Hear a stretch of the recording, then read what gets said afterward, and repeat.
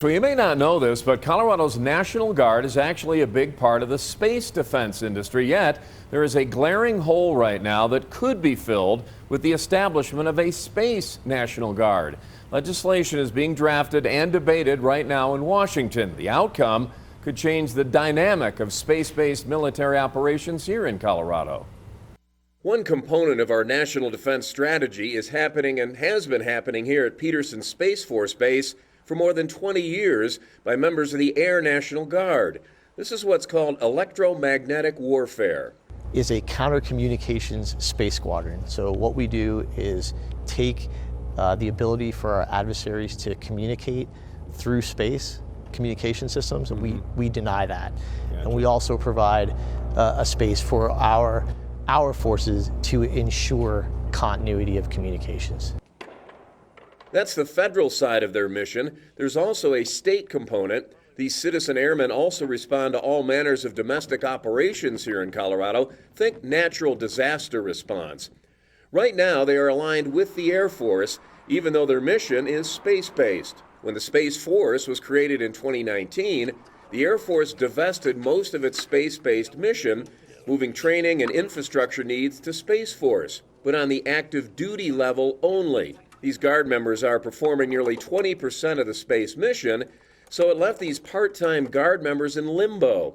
That's why there's a push to establish the Space National Guard, transitioning these airmen to Guardians. And being functionally aligned under the Air Force versus the Space Force creates challenges with moving funding around, with collaborating on training, and a lot of the staff functions, planning functions, and deployment functions are currently misaligned and clunky, to be quite honest. The 138th Space Squadron here on Peterson Space Force Base is one of 2 Guard units in Colorado integrated with the Space Force mission, the others up in Greeley.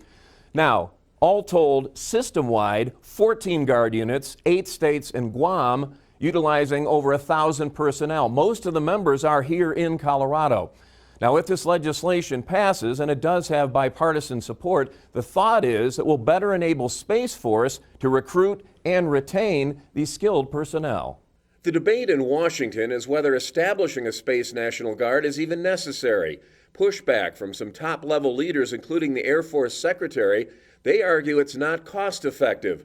But those who advocate for the Guard here in Colorado claim the scale of cost and analysis is flawed, saying the move will only cost $250,000.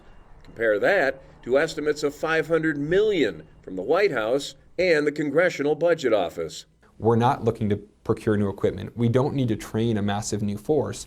We're not looking to stand up new buildings, new command centers. We don't need any of that. We already have the infrastructure. We already have the equipment. We've been doing this mission for over 20 years. White says this is about securing funds for just the 14 Guard units, not an expansion to every state in the Union.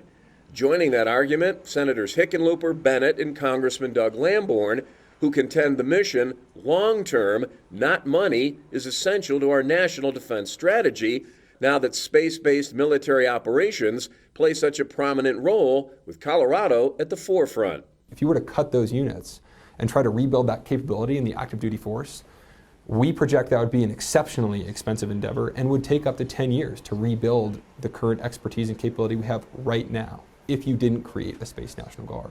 And consider the argument that the Guard helps grow the defense and aerospace industries in Colorado. The incentive of working and training men and women through the Guard, who also serve in a civilian capacity, makes good economic sense. A force multiplier, White calls it, a win-win. We can take that person, bring them in, get them trained in a high in-demand skill, get them a clearance, and get them that trade. They come back, and unlike the active duty force where they go off and they serve in other parts of the country, when you sign up for the Colorado National Guard and you go into one of these space units, you get trained in those skills, you get that clearance, and you come right back and can begin working in your local community. Right now, there is a Senate version of the Space National Guard Establishment Act that has been introduced. There is also a House version that's still being developed. White told me writing language to change that financial impact, it's key, but also developing good policy, he said. I'll continue to bring you updates on any progress if and when that happens. Stay tuned.